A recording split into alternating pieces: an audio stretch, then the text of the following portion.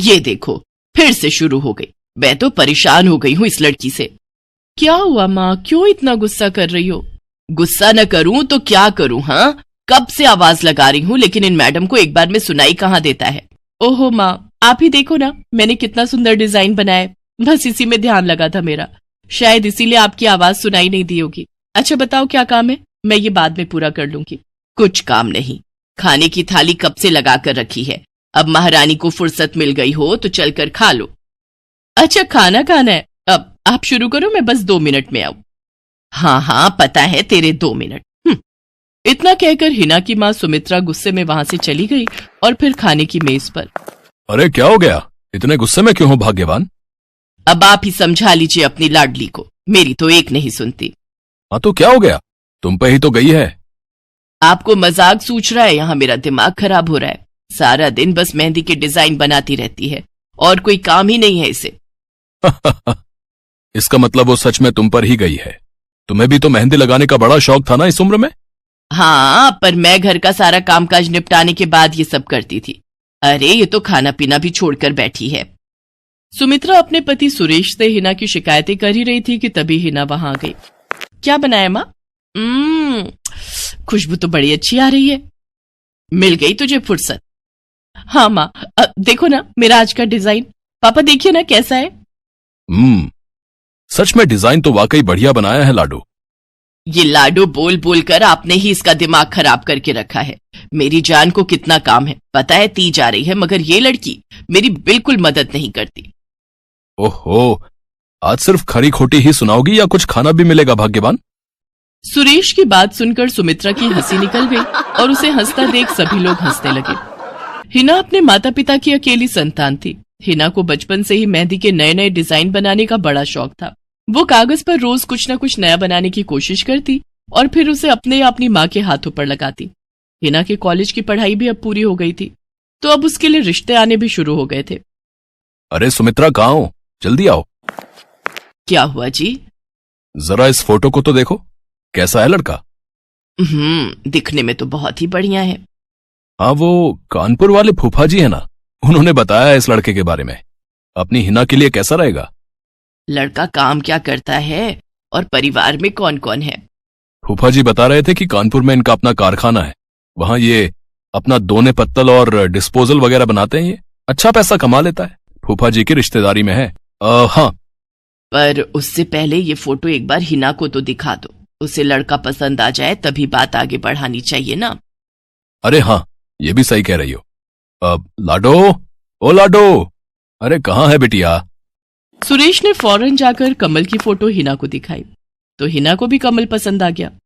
उधर कमल को भी हिना पहली ही नजर में भाग गई और इस तरह से कुछ ही दिनों में कमल और हिना की शादी खूब धूमधाम से हो गई। शादी के बाद कमल और हिना अपनी गृहस्थी में बहुत खुश थे। फिर एक शाम। ये क्या लिख रही हो हिना? लिख नहीं रही हूँ, मेहंदी का डिजाइन बना रही हूँ। अच्छा, पर कागज पर क्यों? प्रैक्टिस तो रोज ही करनी होती है ना, तो इसीलिए कागज पर डिजाइन बनाती हूँ। अच्छा, अब जरा दिखाओ तो सही। अरे वाह, ये डिजाइन क्या सच में तुमने बनाया है? हाँ अच्छा है ना, अब मैंने और भी बनाकर रखे हैं, रुकिए मैं भी लेकर आती हूँ। हिना ने अपने बनाए सारे डिजाइन्स कमल को दिखाए जो कमल को बहुत पसंद आए और उसने हिना की खूब तारीफ की। सब कुछ अच्छा चल रहा था और ऐसे ही हंसी खुशी दिन बीत रहे थे। लेकिन फिर एक सुबह। हेलो, क्या हुआ राठी जी, इतनी सुबह सुबह फोन क्यों किया? सर आप जल्दी से आ जाइए, गजब हो गया, अपनी फैक्ट्री में आग लग गई है सर, सब कुछ जल गया सर, कुछ भी नहीं बचा सर, जल्दी आ जाइए आप। फोन पर अपने मैनेजर की बात सुनकर कमल के पैरों तले जमीन खिसक गई। फैक्ट्री पहुंचा तो देखा वाकई फैक्ट्री पूरी तरह से जल रही थी। तभी एक जलती हुई बड़ी सी लकड़ी कमल पर आ गिरी, जिसकी वजह से वो बुरी तरह झुलस गया। उसे फौरन अस्पताल पहुंचाया गया और यहाँ से सब कुछ बदल गया। फैक्ट्री के काम को बढ़ाने के लिए कमल ने हाल ही में कई सारी नई मशीनें लोन पर खरीदी थी। मशीनें तो नहीं बची, लेकिन लोन चुकाने के चक्कर में पहले कमल की गाड़ी बिकी और फिर घर। मजबूर होकर कमल और हिना किराए के मकान में रहने लगे थे। फिलहाल कमल की हालत ऐसी नहीं थी कि वो कोई और काम कर सके। ऐसे में हिना ने घर चलाने का जिम्मा उठाया और वो घर घर जाकर औरतों के हाथों पर मेहंदी लगाने लगी। हालांकि इस काम से उसे बहुत कम पैसे ही मिल पा रहे थे, लेकिन हिना फिर भी पूरी मेहनत कर रही थी। क्या से क्या हो गया ना हिना, मैं किसी काम का नहीं रहा, हम बर्बाद हो गए। मैंने कहा था तुम्हें रानी बनाकर रखूंगा, मगर मेरे रहते हुए भी तुम्हें कितना संघर्ष करना पड़ रहा है। ऐसा क्यों कह रहे हैं आप बिल्कुल चिंता मत कीजिए, देखना धीरे धीरे सब ठीक हो जाएगा। हिना चाहती थी कि वो अपना एक पार्लर खोले, लेकिन फिलहाल ये मुमकिन नहीं था। मेहंदी लगाने का काम भी सीजन पर ही मिल पाता था, तो अब दिक्कत खाने पीने की भी होने लगी। ऐसे में हिना ने एक सेठ के घर मेड का काम करना शुरू कर दिया। और फिर एक दिन, सुन, तुझे कोई मेहंदी वाली पता है क्या? क्यों मैडम? अरे वो तीज आ रही है ना, तो मेहंदी लगवानी थी। हाँ, बाहर इतनी गर्मी है, अब ऐसे में कौन बाहर जाए, तो घर पर ही आकर कोई लगा दे तो बढ़िया रहेगा। अब हाँ मैडम, मैं बहुत अच्छी मेहंदी लगाती हूँ, आप मुझसे लगवा लो। ना ना ना, अगर खराब कर दी तो? तीज की पार्टी है मेरे यहाँ, मेहंदी तो बढ़िया ही लगवानी है मुझे। मैडम आप बिल्कुल चिंता मत कीजिए, और रुकिए, मैं अभी आपको कागज पर मेहंदी का डिजाइन बनाकर दिखाती हूँ, फिर आगे आप ही तय करना। इतना कहकर हिना ने फौरन एक कागज लिया और कुछ ही देर में उस पर एक बहुत ही सुंदर मेहंदी का डिजाइन बना दिया। और फिर, अरे वाह, ये तो सच में बहुत सुंदर है, बिल्कुल नया और बहुत ही खूबसूरत डिजाइन है। अब तू ये डिजाइन मेरे हाथ पर भी सेम टू सेम लगा देगी ना? हाँ मैडम, आप मुझ पर विश्वास कीजिए, मैं बचपन से ये करती आई हूँ। उस दिन हिना ने पूरे मन से अपनी मालकिन के दोनों हाथों पर मेहंदी लगाई। हिना ने जो डिजाइन बनाया था वो एकदम नया था और सुंदर भी। फिर अगले दिन, नमस्ते साहब, वो आपको कुछ? हाँ, मैं तुम्हारा ही इंतजार कर रहा था। ये कल शिवानी के हाथों पर तुम ही ने मेहंदी लगाई थी ना? जी साहब, मैंने ही लगाई थी। अब कोई गलती हो गई क्या मुझसे? नहीं, ऐसी कोई बात नहीं है। बस ये जानना था तुमसे कि मेहंदी का वो डिजाइन कहाँ से देखकर लगाया तुमने? कहीं से नहीं साहब, वो तो मैंने खुद से सोचा था, मैं कभी कहीं से देखकर डिजाइन नहीं बनाती। अच्छा, अगर ऐसा है तो जरा ये कागज और जरा इस पर एक मोर की थीम पर बेस्ड एक डिजाइन बनाकर दिखाओ, पर याद रहे डिजाइन बिल्कुल नया होना चाहिए। जी साहब, बस 2 मिनट दीजिए। हिना ने बस कुछ मिनटों के अंदर वो करके दिखा दिया, जिसे देखकर उसका मालिक साहिल मल्होत्रा हैरान रह गया। वाह, सच में कमाल है ये तो। अब तुमने डिजाइनिंग सीखी है क्या कहीं से? नहीं साहब, सीखी तो नहीं, लेकिन मुझे बचपन से ही शौक है मेहंदी लगाने का, तो बस इसीलिए। समझ गया। देखो हिना, तुम्हारा हुनर लाजवाब है और तुम्हें अपने इस हुनर को ऐसे बेकार नहीं जाने देना चाहिए। जी मतलब? तुम्हें पता है ना, मेरी फैक्ट्री में लेडीज कपड़ों के लिए कपड़ा बनता है, लेकिन काफी समय से मैं परेशान हूं, क्योंकि सूट साड़ियों वगैरह के लिए मेरे पास नए डिजाइन्स की कमी पड़ गई है। लेकिन अब लगता है ये कमी नहीं रहेगी। बोलो, बतौर डिजाइनर मेरे लिए काम करोगी तुम? जी साहब, बिल्कुल करूंगी। ये हिना के लिए सपने के सच होने जैसा था। अब वो काम वाली बाई से एक डिजाइनर बन गई। वो साहिल की फैक्ट्री में बनने वाले कपड़ों के लिए हर रोज नए नए डिजाइन्स बनाने लगी, और इसके बाद साहिल के फैक्ट्री में बनने वाले कपड़े की डिमांड काफी बढ़ गई, और इसके चलते हिना को भी उसके काम की बढ़िया सैलरी मिलने लगी। हिना अब अपनी कमाई से न सिर्फ अपना घर खर्च चलाने लगी, बल्कि उसने शहर के बढ़िया डॉक्टर से कमल का इलाज भी कराया, जिससे कमल बहुत जल्दी ठीक हो गया और उसने भी काम करना शुरू कर दिया। पर इस सब में पूरा 1 साल बीत गया और एक बार फिर से तीज का त्योहार आया। देखिए तो कैसी लग रही हूं मैं? बिल्कुल चांद जैसी लग रही हो। हिना ने नई हरे रंग की साड़ी पहनी हुई थी, जो उसने खुद डिजाइन की थी, और वाकई वो उसमें बहुत ही सुंदर लग रही थी। हिना, तुम सच में बहुत बहादुर हो। मैं तो उस हादसे के बाद उठकर खड़ा ही नहीं हो पाता, लेकिन तुमने सब कुछ ठीक कर दिया। तीज का ये त्योहार ही इसलिए है जी, मैं आपको कभी कुछ नहीं होने दूंगी।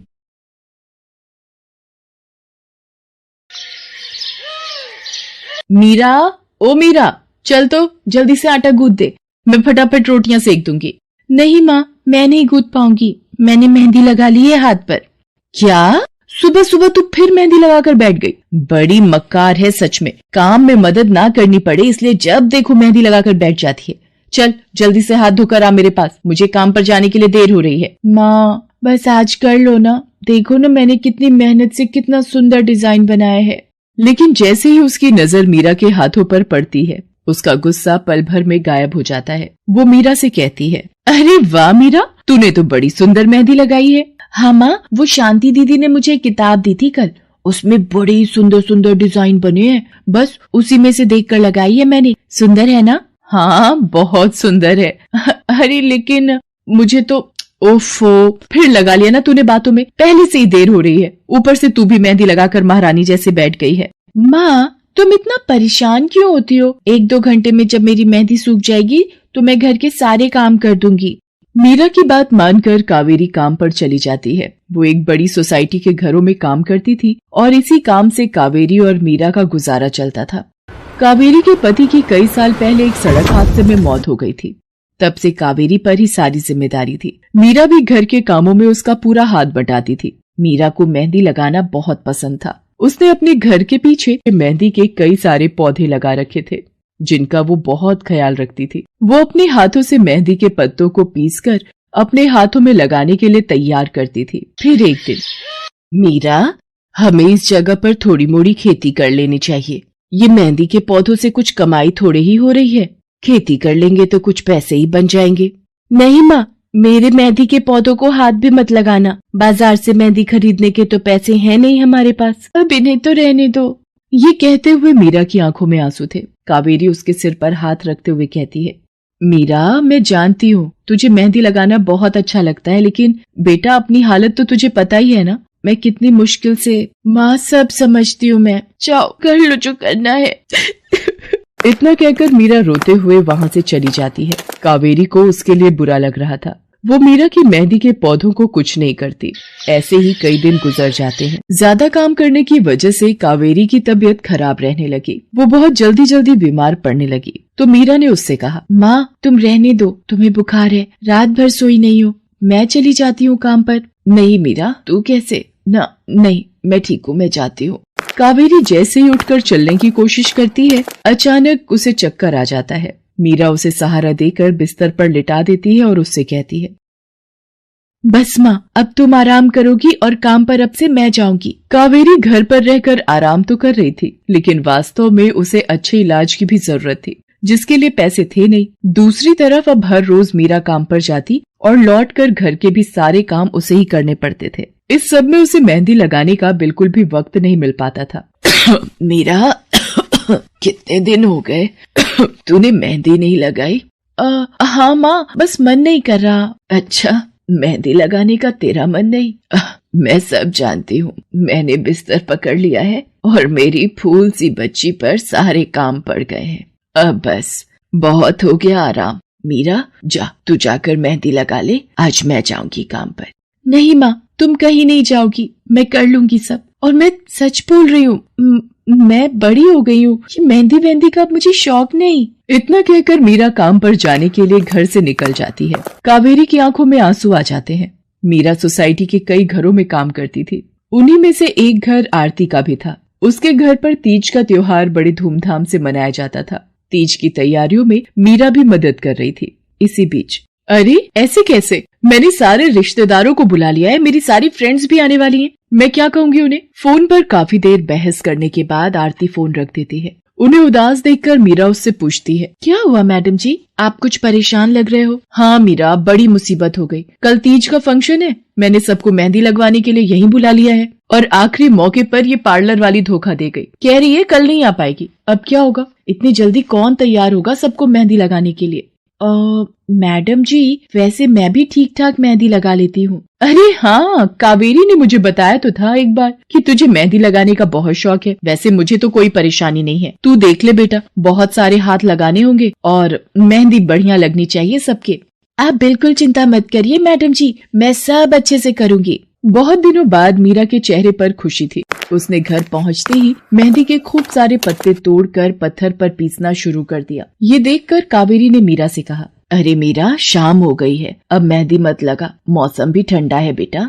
ये मेहंदी मैं अपने लिए नहीं पीस रही माँ, वो 5वें फ्लोर वाली मैडम जी है ना, कल उनके यहाँ लगानी है। अच्छा बेटा, पर ध्यान से बेटा, वो बड़े लोग हैं, कोई गलती ना हो जाए। माँ, तुम बिल्कुल चिंता मत करो, मेहंदी लगाने में मुझसे कभी कोई गलती हो ही नहीं सकती। मीरा खूब सारी मेहंदी तैयार करके अगले दिन आरती के घर पहुंच जाती है। वो अपनी मेहंदी को कोन में भरने लगती है कि तभी आरती की एक फ्रेंड आरती से, आरती, ये किसे बुला लिया तुमने? मैंने जिस पार्लर का नंबर दिया था तुम्हें, उससे बात नहीं हुई क्या? हुई तो थी, लेकिन उसने आखिरी वक्त पर मना कर दिया। तुम बिल्कुल चिंता मत करो, ये मीरा है, मेरी हाउसमेड है ना कावेरी, ये उसी की बेटी है, बहुत अच्छी मेहंदी लगाती है ये। ओफो आरती, तुम भी ना, पार्लर की बात अलग होती है, उन लोगों का मटेरियल ब्रांडेड होता है, मेहंदी के रचने की गारंटी मिलती है वहां से। और इसकी मेहंदी तो मुझे कुछ समझ नहीं आ रही, इस पर तो कोई लेबल तक नहीं है, अगर कुछ गलत रिएक्शन हो गया हाथों पर तो। आप बिल्कुल चिंता मत कीजिए मैडम जी, ये मेहंदी मैंने खुद पीस कर तैयार की है। मेरे पास बहुत सारे मेहंदी के पौधे हैं, इसमें कुछ भी ऐसा नहीं है जो आपके हाथों को नुकसान दे। ना भाई ना, सॉरी आरती, बट मैं अपने हाथों को लेकर कोई रिस्क नहीं ले सकती। तुम सब लगवाओ, मैं तो पार्लर जाकर ही लगवाऊंगी। इतना कहकर आरती की दोस्त शालिनी वहां से चली जाती है। आरती मीरा को इशारा देकर काम शुरू करने को कहती है। अरे वाह, मानना पड़ेगा, इस बच्ची ने कमाल की मेहंदी लगाई है। मुझे तो नहीं लगता कि इस मेहंदी का वैसा रंग आएगा जैसा पार्लर वाली मेहंदी का आता है। अब बस भी करो शालिनी, मेहंदी कैसी रचेगी ये कल तक पता चली जाएगा ना। बच्ची है वो, उसे इस तरह डराओ तो मत। अरे मुझे क्या, मेरे हाथ कौन सा खराब होने वाले हैं, तुम ही लोग लगवाओ और तुम ही भुगतना। शालिनी गुस्से में वहां से चली जाती है। उसे पूरा यकीन था कि मीरा की मेहंदी रचेगी नहीं, साथ ही हाथों पर उसका गलत रिएक्शन भी हो सकता है, लेकिन जो हुआ वो इससे बिल्कुल अलग था। अगले दिन मीरा के घर पर। अरे मैडम जी, आप यहाँ? आपने तो आज काम पर आने के लिए मना किया था ना, मैं इसीलिए नहीं आई। हाँ हाँ, कल तुम कितना थक गई थी, इसीलिए मैंने आने को मना किया। मैं यहाँ तुम्हें काम पर बुलाने नहीं बल्कि किसी और काम से आई हूँ। अंदर नहीं बुलाओगी? अरे माफ कीजिएगा मैडम जी, आइए अंदर आइए। आरती को देखकर कावेरी भी बिस्तर से उठकर खड़ी हो जाती है। आरती के साथ उसकी दोस्त शालिनी भी थी। मीरा उन दोनों को पानी देते हुए कहती है, ये लीजिए मैडम जी, मेहंदी तो ठीक से रची ना मैडम जी? ये तुम्हें मैं नहीं, शालिनी बताएगी। फिर शालिनी अपने हाथ मीरा की तरफ बढ़ा देती है। उसके हाथों पर कई जगह छाले पड़े हुए थे। ये देखकर मीरा उससे कहती है, अरे ये क्या हुआ मैडम जी? मैंने तुमसे मेहंदी नहीं लगवाई, उल्टा तुम्हारा अपमान करती रही, उसी की सजा मिली है मुझे। मैंने सबसे महंगे वाले पार्लर में जाकर मेहंदी लगवाई। मैंने उनसे जोर देकर कहा कि मेहंदी का रंग बहुत बढ़िया आना चाहिए। इस चक्कर में उन्होंने पता नहीं क्या क्या मिला दिया मेहंदी में, और मेरे हाथों का ये हाल हो गया। और दूसरी तरफ तुम्हारी मेहंदी, जिसने भी लगवाई उसके हाथों की रंगत ही अलग है। देखो आरती के हाथ देखो जरा। आरती ने अपने हाथ आगे बढ़ा दिए, जिन पर मीरा के हाथों से लगी मेहंदी का बहुत ही अच्छा रंग चढ़ा था। फिर आरती कावेरी के पास जाकर उससे बोली, बस कावेरी, ये झाड़ू पोछा और बर्तन बहुत करवा लिए तुमने मीरा से, ये अब वो करेगी जो इसे करना चाहिए। जी क्या मतलब मैडम जी? ये अब मेहंदी लगाएगी सबके हाथों पर। हमारी एक दोस्त का अपना ब्यूटी पार्लर है, उसे मीरा का काम और उसकी मेहंदी की क्वालिटी बहुत अच्छी लगी। वो मीरा को अपने यहाँ काम देना चाहती है, अच्छे पैसे भी देगी वो मीरा को, और तो और वहाँ रहकर मीरा पार्लर के दूसरे काम भी सीख पाएगी। आरती की बात सुनकर कावेरी की आंखों में आंसू आ जाते हैं। वो हाथ जोड़कर आरती का शुक्रिया अदा करती है। मीरा भी बहुत खुश थी। अब न सिर्फ वो अपना मेहंदी लगाने का शौक पूरा कर सकती थी, बल्कि अच्छे पैसे कमाकर अपनी माँ का इलाज भी करवा सकती थी। एक समय की बात है, केशवपुर नामक गांव में सरला नाम की एक बूढ़ी विधवा औरत अपने बेटा बहू के साथ रहती थी। सरला की बहू जया स्वभाव से बहुत बुरी थी। वो रोजाना सरला से बात बात पर लड़ती रहती थी। सरला का पति किशन शहर में मजदूरी करता था, इसलिए वो कभी कभी ही गांव आ पाता था। किशन शहर से घर खर्चे के लिए पैसे भेजता तो 2 लिफाफे भेजता, एक अपनी माँ के नाम और एक अपनी पत्नी के नाम। पर जया सरला के पैसे भी अपने पास ही रख लेती थी। ऐसे ही एक दिन, ये सरला देवी और जया जी के नाम के मनी ऑर्डर हैं। लाओ लाओ भैया, जल्दी से मुझे दे दो। ये सरला देवी के हस्ताक्षर करके ही उन्हें मिलेगा। माँ जी आराम कर रही हैं, लाओ मैं अंगूठा लगवा कर लाती हूँ। ए बुढ़िया, जल्दी से इस कागज पर अंगूठा लगा दे। भैया मनी ऑर्डर मुझे दे दो। जया सारे पैसे अपने पास रख लेती है और अपने और बेटे बिट्टू के लिए खाने पीने की चीजें खरीद लाती है। माँ बहुत भूख लगी है। ये देख, मैं तेरे लिए कितने सारे पकवान लाई हूँ, पूड़ी, छोले, समोसे, कचौड़ी। चल हम दोनों मिलकर खाते हैं, मजा आ जाएगा। जया बहू, बहुत भूख लगी है, सुबह से कुछ भी नहीं खाया है। अगर थोड़ा सा कुछ खाने को मिल जाता तो। पता नहीं इस बुढ़िया को कितनी भूख लगती है, जब देखो हम माँ बेटे के खाने पर नजर लगाती रहती है। ये ले पकड़, आधी कचौड़ी दे रही हूँ, अब रात तक कुछ खाने को नहीं मिलेगा। और तुझे तो मैंने बोला था कि कपड़े धो देना, तेरे से अभी तक कपड़े नहीं धुले। ये कचौड़ी खाकर चुपचाप सारे कपड़े धो देना, नहीं तो मुझसे बुरा कोई नहीं होगा। बेचारी सरला कचौड़ी का एक टुकड़ा खाकर भला क्या पेट भरती। वो फिर से दोबारा काम पर लग जाती है। एक दिन किशन शहर से वापस आने वाला था। जया को पता था कि जब किशन सरला से पूछेगा कि वो उसे पैसे बराबर भेजता है तो उसे मिलते हैं या नहीं। ये बात सोचकर जया थोड़ा घबरा जाती है और वो सरला से कहती है, ओ बुढ़िया, अगर तूने अपने बेटे से कहा कि तुझे उसके भेजे हुए पैसे नहीं मिलते तो मुझसे बुरा कोई नहीं होगा। वो तो एक दिन रहकर चले जाएंगे, उसके बाद जो मैं तेरा हाल करूंगी ना, फिर तू देखती रह जाएगी। इसलिए अपने बेटे के सामने दुखड़े रोने की कोशिश मत करना। नहीं बहू, मैं किशन को कुछ नहीं कहूंगी। माँ, मैंने तुम्हें पैसे भेजे थे, वो तुम्हें मिल गए थे ना? अरे आप बिना कैसी बातें करते हो? माँ जी को मैं बराबर से पैसे देती रहती हूँ। माँ जी, ये लो गरम गरम पनीर के पकौड़े, आप भी खाओ। किशन 2 दिन रहकर शहर वापस चला जाता है। जया फिर से अपने रूप में आ जाती है।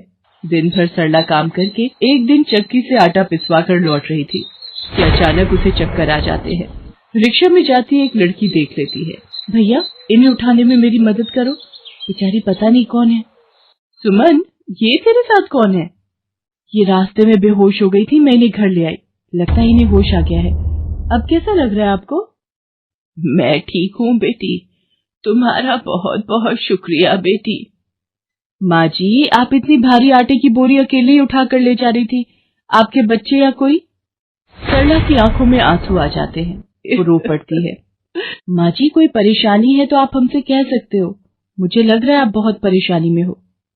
क्या करूं बेटी, मैं इस जीवन से हार गई हूँ।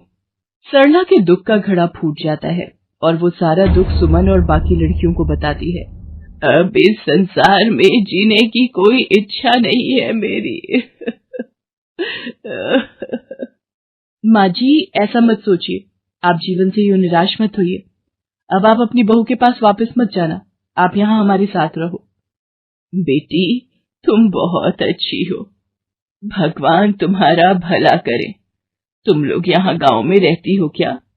जी माँ जी, हम मेहंदी वाली हैं। हम लोग मेहंदी लगाने का काम करती हैं और आसपास के गांव और शहरों में मेहंदी लगाने जाती हैं। क्या मैं भी ये काम सीख सकती हूँ? क्यों नहीं, बिल्कुल, और ये तो बहुत अच्छी बात है। हमारे ग्रुप में आप भी जुड़ जाओगे, मैं आपको मेहंदी लगाना सिखाऊंगी। सरला अब उन लड़कियों के साथ ही रहने लगी और कुछ ही समय में वो बहुत अच्छी मेहंदी लगाना सीख गई। इधर जया सरला के कुछ दिन तक वापस न आने से घबरा जाती है।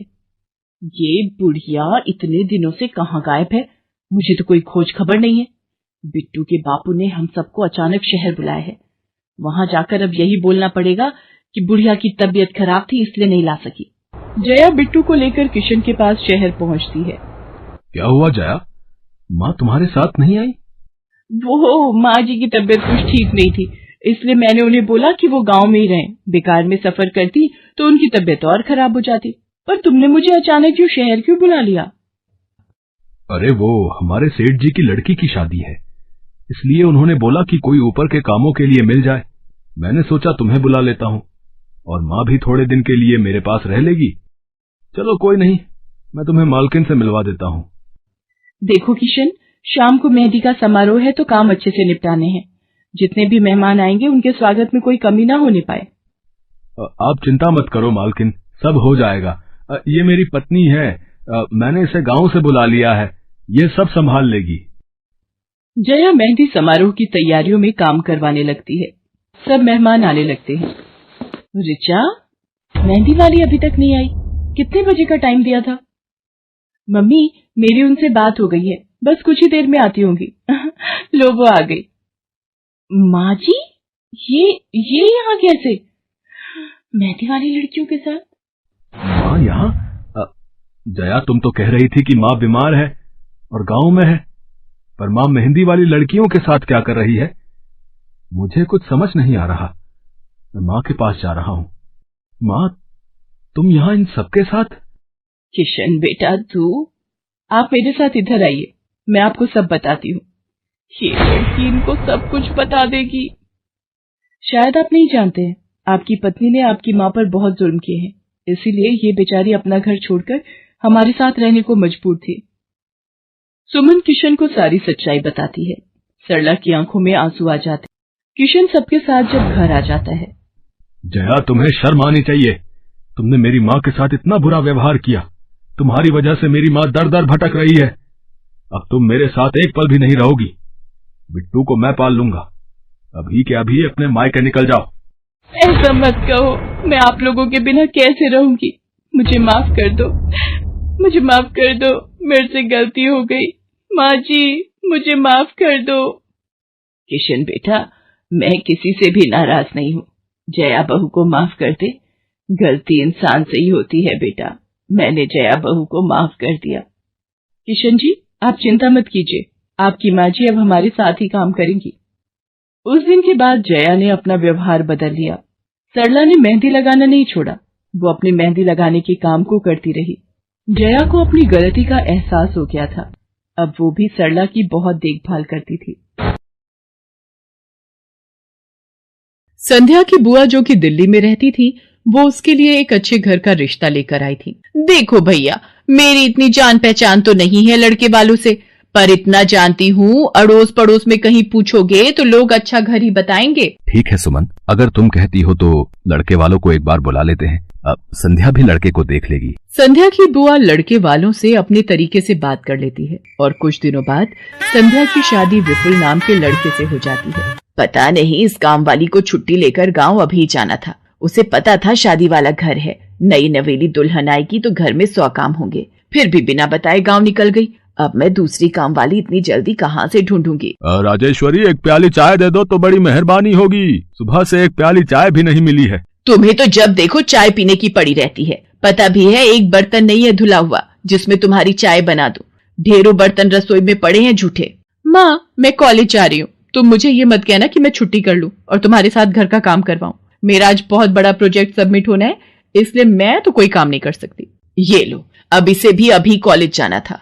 अब मैं क्या करूं, कुछ समझ नहीं आ रहा। संध्या की सास राजेश्वरी अभी काम वाली को लेकर परेशान हो ही रही थी। तभी संध्या राजेश्वरी की सारी बातें सुन लेती है और रसोई में जाकर बर्तन धोने लगती है।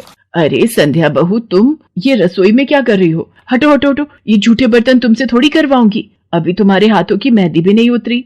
माँ जी, आप परेशान मत हो, मैं थोड़ी देर में ही सारा काम निपटा दूंगी। आप अकेले इतना काम नहीं कर पाओगे। ठीक है, अगर तुम कहती हो तो मैं कोई और काम कर लेती हूँ। माँ, पड़ोस में किसी से पता करो, शायद कोई और काम वाली मिल जाए। मैंने पूछा था, पर अभी किसी भी काम वाली के पास समय नहीं है। पुलकित काम पर चला जाता है। संध्या सारे घर का काम करती है। अब तो रोजाना ही ऐसा होने लगा। काम वाली तो थी नहीं।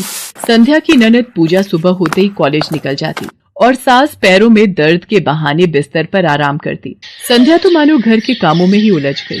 एक शाम, माँ, तुम बिल्कुल सही बहू ढूंढ कर लाई हो। बेचारी गरीब घर की है, इसलिए चुपचाप संस्कारी बहू की तरह घर के काम कर लेती है। अगर कोई पैसे वाले घर की लड़की बहू बनाकर ले आती तो वो पूरे घर को अपने इशारों पर नचाती और तुम और मैं बस बर्तन घिसते रह जाते। तभी तो मैंने इसकी बुआ को शादी के लिए हाँ कह दिया था। मुझे पता है ये गरीब घर की लड़कियां बड़ी सीधी सादी बहुएं साबित होती हैं। अब काम वाली गांव भाग गई। सोच ये ना होती तो कौन काम करता। राजेश्वरी, तुम दोनों माँ बेटी को तो संध्या बहू का शुक्रगुजार होना चाहिए। बेचारी ने आते से ही पूरा घर संभाल लिया। ऐसे ही दिन बीत रहे थे। संध्या सभी घर वालों की देखभाल का पूरा ध्यान रखती थी। एक दिन, क्या हुआ पुलकित बेटा, तुम इतने परेशान क्यों हो? और आज तुम ऑफिस भी नहीं गए? पापा, मेरी नौकरी छूट गई है। कंपनी घाटे में चल रही थी, इसलिए उन्होंने मेरे जैसे बहुत से वर्कर्स को अचानक निकाल दिया। दिमाग खराब हो रहा है, गाड़ी की किश्त भरनी है, घर का लोन भी पूरा नहीं हुआ है। घर का खर्चा अब सब कुछ कैसे होगा, कुछ समझ में नहीं आ रहा है। पुलकित बेटा, चिंता मत कर, अब कोई ना कोई रास्ता निकल आएगा। ज्यादा होगा तो कुछ दिनों के लिए मैं कोई काम कर लूंगा। पापा, मेरे होते हुए आप काम नहीं करोगे, मैं कुछ सोचता हूँ। पुलकित दूसरी नौकरी को लेकर परेशान था। उसे कोई काम नहीं मिल रहा था। घर में पैसों की तंगी भी शुरू हो गई।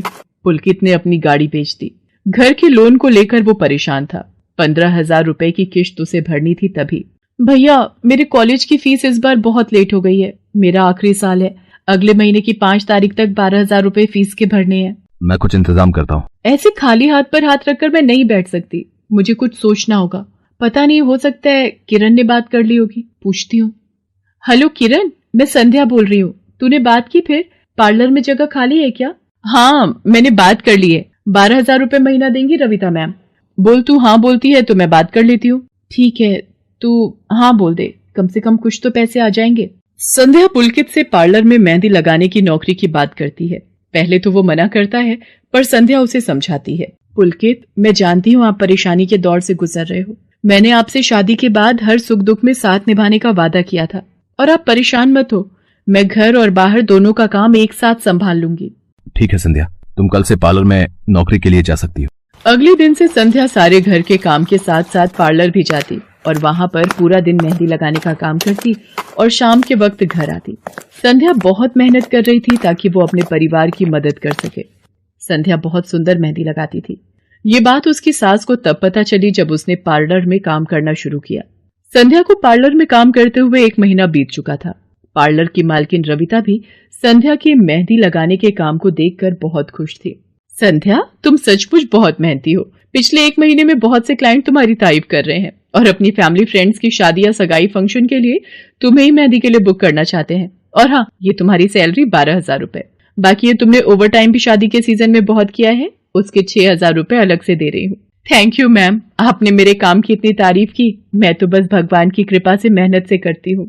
संध्या घर आ जाती है और 12,000 रुपए पूजा के हाथ में रखती है। पूजा, ये तुम्हारी कॉलेज की फीस के पैसे, तुम कल ही अपनी फीस जमा कर देना। भाभी, ये तो आपकी मेहनत की कमाई है, आप ये सारे पैसे मुझे दे रहे हो? नहीं नहीं भाभी। पूजा, तुम मुझे अपनी भाभी कहती हो ना, और भाभी तो माँ समान होती है, तो क्या तुम अपनी भाभी माँ के पैसे नहीं लोगी? तुम अपने भैया से भी तो लेती हो ना। फिर मेरे और अपने भैया में फर्क है, मैं भी तो इस घर का हिस्सा हूँ, इसलिए ये पैसे रख लो। मुझे माफ कर दो भाभी, मैंने ना जाने आपके बारे में क्या क्या गलत सोचा। पुलकित को भी दूसरी नौकरी मिल जाती है। अब संध्या और पुलकित दोनों मिलकर काम करते थे।